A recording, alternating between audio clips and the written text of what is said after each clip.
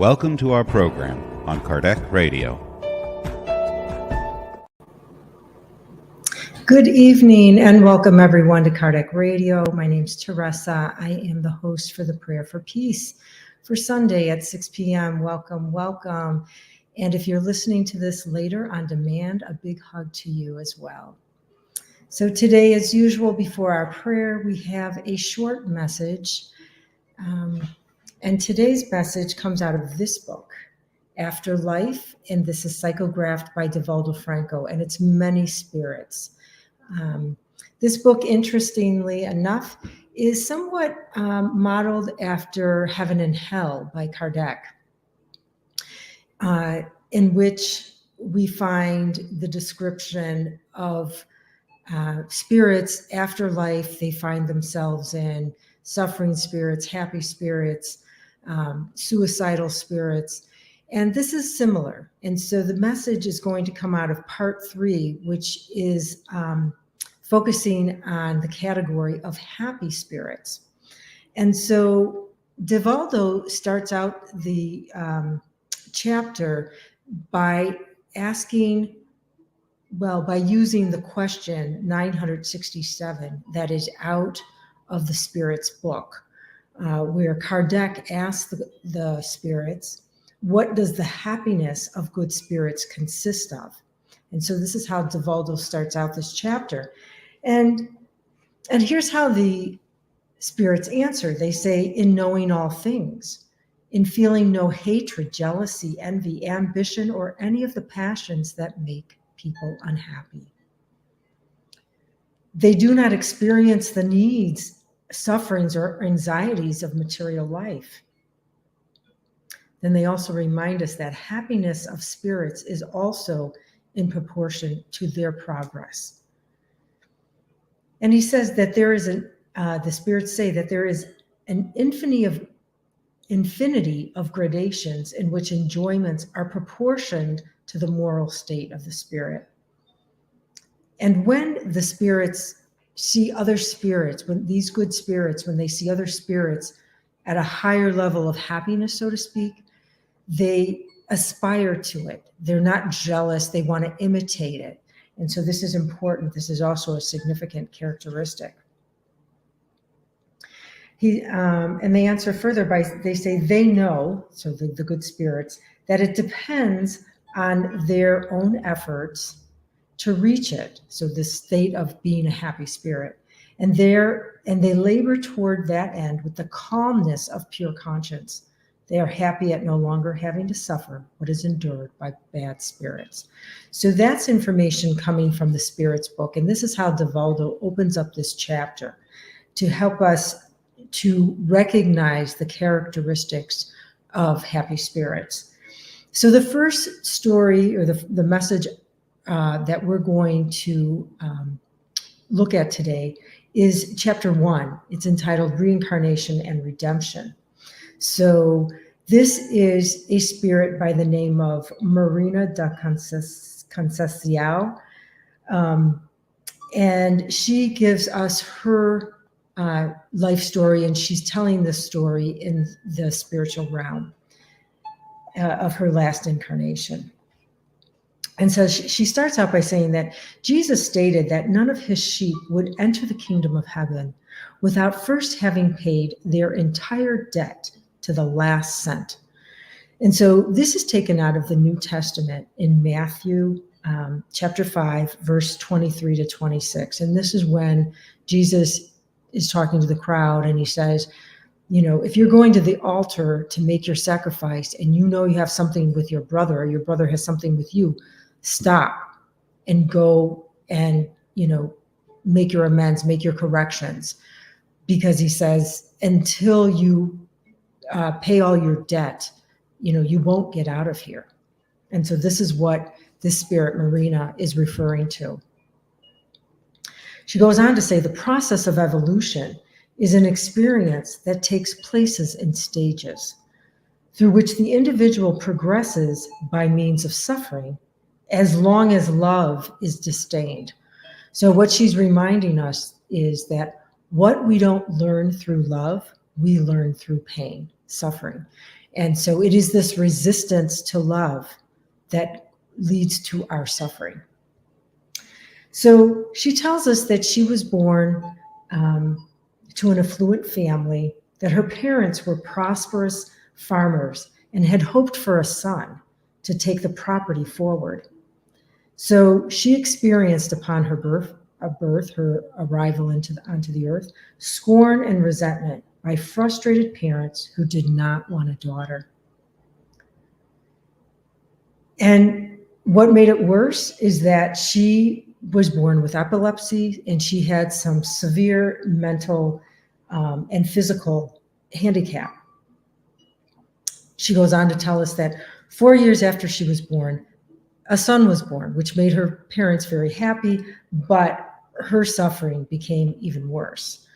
She said that she would have epileptic seizures, which began at age 7. And unfortunately, her parents were influenced by other people.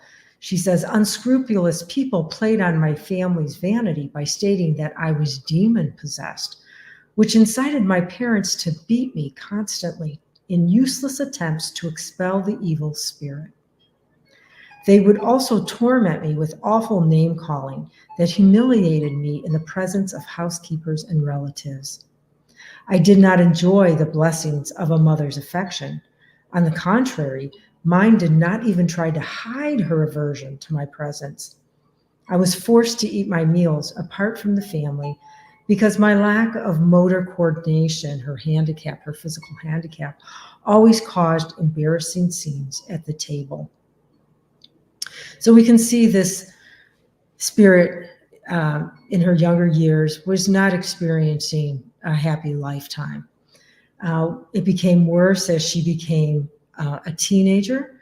She was raped by a group of men who had even more problems than herself, she says, so perhaps they had some mental illness.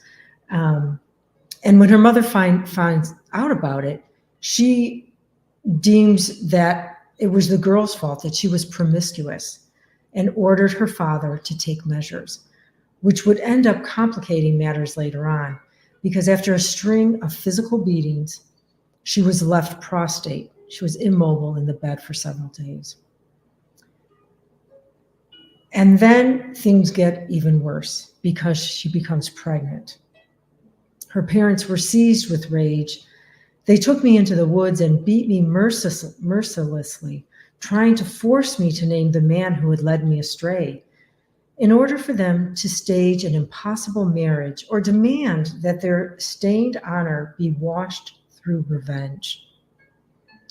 But due to my mental condition, I could not identify my assailant.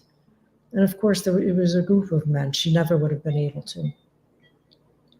So they bound me to a tree trunk, and my father, seized by untamed rage, began flogging me to death. I experienced terrible pain, at one point howling like an animal and trying to break free. I suddenly found myself projected into another scenario, in the form of a noble woman of about 40 years old. I was in a wretched, infested slaves' quarters, facing a young female slave who were displaying obvious signs of childbirth. I was ordering the overseer to tie her legs and arms to the whipping post. That child could not be born because it was my husband's, and this young black woman had stolen him from me. I mockingly watched the death of that young body due to violent labor contractions. I was laughing as her piercing screams of pain echoed all around, accompanied by the murmur of prayers and objections by the other slaves scattered everywhere. I watched her die without having given birth. So she gets a glimpse of another lifetime and begins to understand what her life, her current incarnation is all about. She says, at that moment, I returned to the scene in the woods where her father was beating her to death, where I found myself with my head bowed down. I felt free and light while my laughing mother applauded my father, thanking him for having restored their offended honor. I then recognized my mother. She was the slave that I had helped murder, and my father was my former husband, whom I had denied the right to paternity. At that moment, a gentle peace swept over me. I thankfully abandoned the corporeal cocoon, and because someone would soon appear to offer me benevolent hands. After a few moments, I got down on my knees and thanked God for having had the opportunity to redeem the crime I had committed in that past life in order to find peace with divine justice. Without resentment, I surrendered my parents to their own conscience. I have come here today to say that all suffering, even the kind that manifests in the most shocking and cruel way, has its root in disdained love, which went mad in the past when we engendered crimes, and from which Providence now allows us to free ourselves in order to gain the fullness of peace. Avoid compromising yourself with any kind of violence. Trust in God's laws everywhere. Those who trust in divine guidance will not perish to be reborn in the shackles of slavery through error. Love brings redemption and blessing, releasing the spirit to the endeavor of its happy progress. And bear in mind that none of the sheep that God has entrusted to Jesus will be lost, but that none will enter the kingdom of heaven without having paid their debt to the last cent. Marina da Conceição. I have trouble with that word. It means conception. So wow, what a story, right? And it's hard to listen to. It's just the cruelty and the violence. But then we also see, when we see the bigger picture and we get to look from the mountaintop and see God's mercy in allowing this spirit the opportunity to be released from the shackles she had created herself in a previous lifetime, we come to recognize and understand God's mercy. And also the divine justice that is present in reincarnation, to see it as a blessed opportunity. And so, sometimes we can take a pause and wonder about this story and say, wow, how is this a happy spirit? But we can, because she, in her moment of realizing herself and recognizing herself, which is quite quickly, we can see that this is a sign of someone who has progressed, because we know in Heaven and Hell, when we read the passage, which is about transitioning,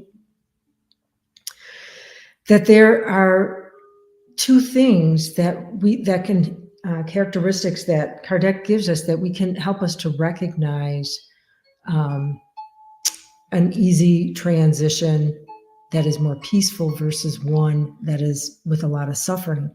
And one is the disengagement of the perispirit from the body. So if someone is very attached to their material life, their titles, their wealth, their beauty, they're very attached, this is going to be more difficult, this disengagement, and therefore one will experience more suffering. The other characteristic is the state of confusion, which Kardec tells us we all will experience a state of confusion. But those spirits who are more elevated will have a shorter experience of that. It will be like as waking up from a sleep, and they will feel peaceful. Where others, it may go on for many years, the state of confusion after death, in which case spirits can wake up like from a nightmare, with a lot of anxiety and thus feeling suffering and pain. And Kardec tells us in Heaven and Hell, because the spirits tell him, that one of the most common consequences, we might say, of how we've lived our life, if we've lived by our lower passions, we're very attached to being material and not giving any regard to a spiritual life. One of the most common consequences of that is a slow disengagement of the perispirit, which can result in a great deal of suffering. So we can see from this of Marina in this story that she recognizes herself very quickly, that she awakens to this past life and realizes, who she is. And she doesn't hold resentment or anger toward her parents. She, without resentment, it says, she surrenders it. She reconciles. She renounces her parents to their own conscience. So she's able to separate the crime from the criminal, and she lets go. She does not hold on to that, because as we know, spirits who hold on to that, oh, I'm going to get them back, I'm going to get revenge,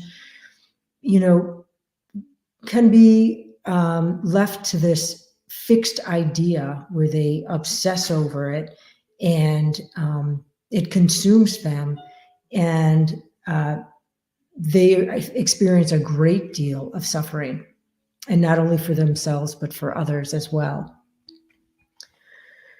And so she recognizes herself, and we see this in Heaven and Hell when we read about these happy spirits, that many of them have a very short period of that state of confusion, like hours, maybe days, but it's very short.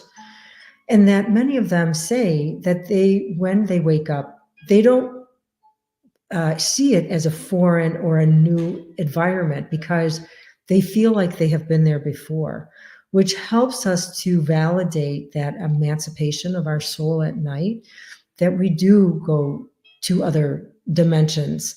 And so they were not foreign. It felt like home to them. So it helps us to realize we truly are multidimensional spirits. So, so we can see that this woman was a good spirit, that she recognizes her wrongs. She does not make things worse by becoming resentful or holding a grudge, because she says, avoid compromising yourself with any kind of violence. Trust in God's laws everywhere. So it's when we start to think, oh, I've got to fend for myself, or, we forget that we are a child of God and we want to take matters into our own hands. We only make our problems worse. And so this is a really beautiful story to help us understand, and as we can study it more, the intricacies of it, she's incarnated with these handicaps, and at first it can really appear to be very severe and cruel, but like I said, as we get onto the mountaintop and we can see more clearly, we can recognize divine justice and God's mercy in allowing us to progress, that we don't have to stay attached to our lower passions and keep repeating the same evil acts, ignorance, however you want to phrase that. So beautiful story. Thank you, Divaldo Franco and Marina. So I invite you to join me now for a prayer. So close your eyes if you safely can. Divine Creator, Blessed Mother, and all the good spirits on high, we bring ourselves to this now moment in your presence of love,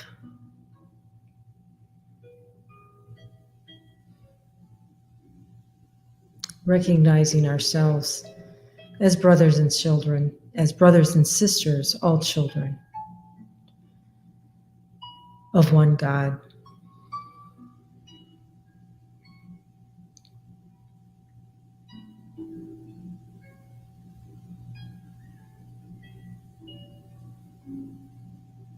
And in this prayer, we are asking for peace. We are praying for peace, and especially to those spirits who are incarnate here with us on earth, experiencing much tragedy, much suffering.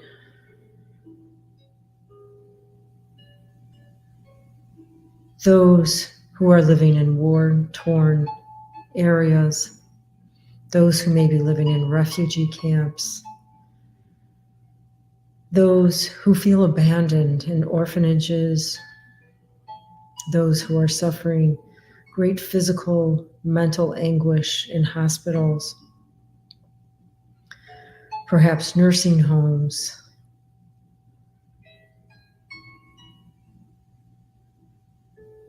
and even those experiencing great hardship, facing harsh trials, perhaps even in their own homes.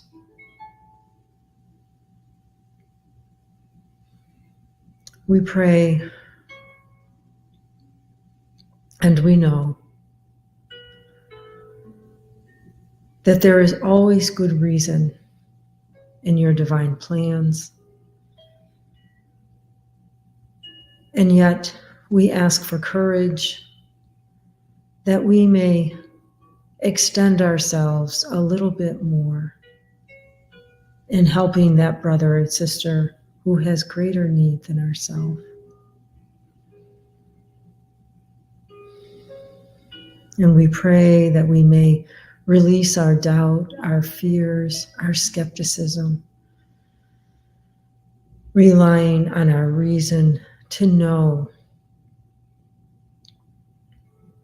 that we are more than a body, that we are truly loved and assisted,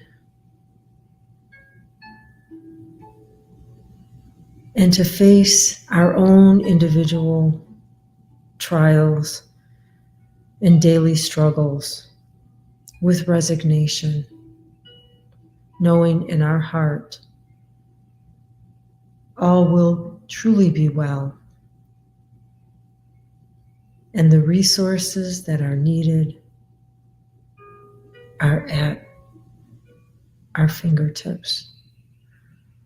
Let us open our eyes, let us open our ears, that we may look to see you everywhere. And with your blessings and permission, we humbly close this prayer service, and so be it. Thank you, my friends, for joining me. I hope you'll be back again next Sunday, where we will have another prayer for peace.